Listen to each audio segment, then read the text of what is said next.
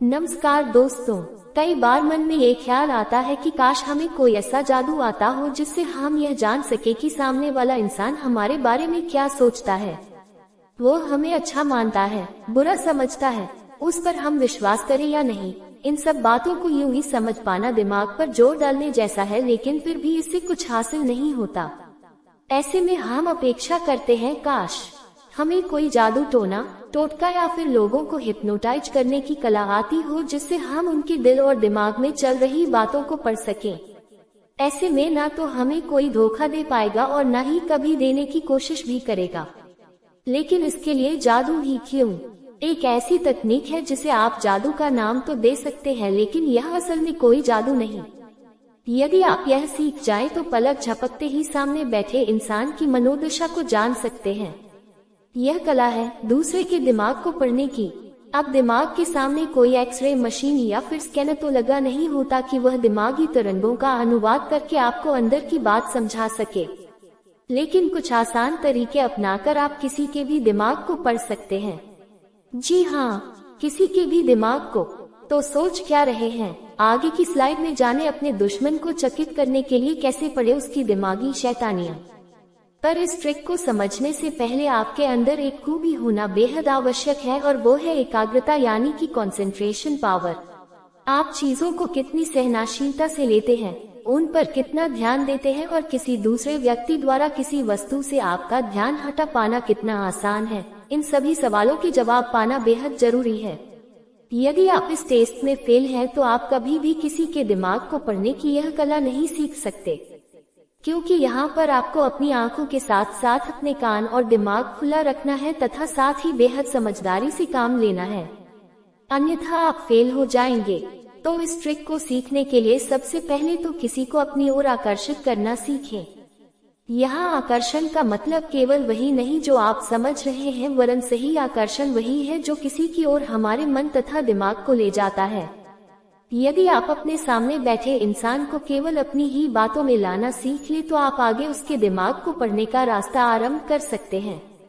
अब केवल अपनी ओर आकर्षित करने के बाद जरा उसे कंफर्टेबल फील कराएं, यानी कि आपके साथ होते हुए या आपसे बात करते हुए वह हिचकिचाए नहीं, क्योंकि उसकी हिचकिचाहट उसे कुछ और सोचने पर मजबूर कर देगी, जिससे वह सच की बजाय झूठी बातें बनाने पर ध्यान लगा सकता है।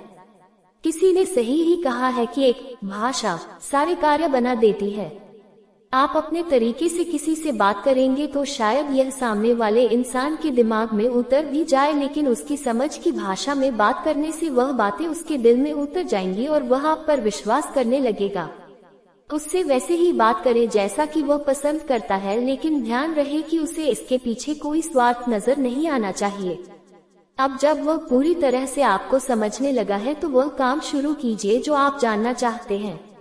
सीधे कोई सवाल करने से बचे, लेकिन उसे विश्वास दिलाते हुए बात को घुमाते हुए पूछा गया सवाल एक सही जवाब पा सकता है।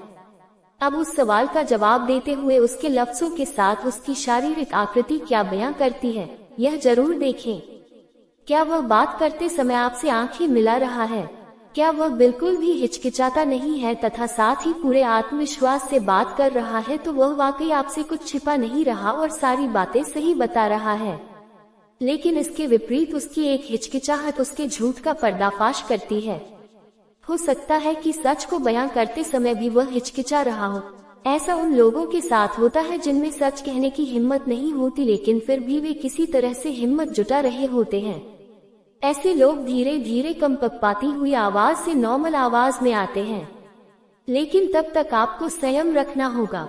यह देखते रहना होगा कि वह सच में शर्म की वजह से आंखें झुकाकर बात कर रहा है या फिर सच में पकड़े जाने के भय से वह आंखें मिलाने से डर रहा है। सच और झूठ बोलते समय न केवल एक इंसान की आवाज बल्कि उसके शारीरिक अंग भी कई तरह के लक्षण बयां करते हैं। सच बोलने वाला इंसान किसी की आंखों में आंखें मिलाकर बात करने की हिम्मत रखता है।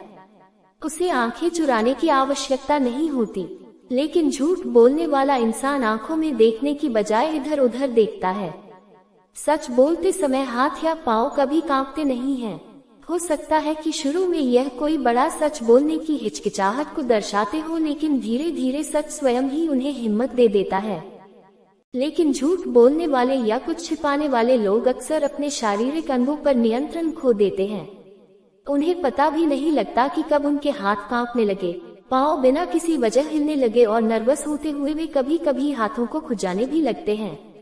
लेकिन जब कॉन्फिडेंस पूरा हो तो लोग ऐसा कभी नहीं करते। लेकिन कुछ लोग इस मामले में भी काफी तेज होते हैं।